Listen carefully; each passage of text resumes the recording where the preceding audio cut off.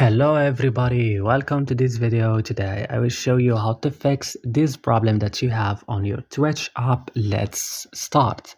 So all what you have to do, guys, is to come in and open in your settings of your phone. After that, go directly open apps option and search for Twitch.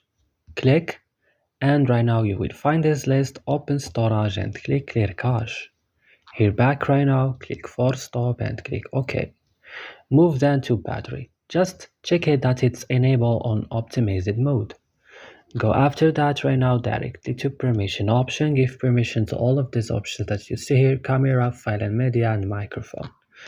Right now you need to turn on your airplane mode and turn off it. After this, go directly to Play Store and update your Twitch if the update is available.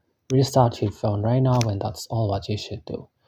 Guys, I hope this video was helpful. Don't forget to like and subscribe, and bye.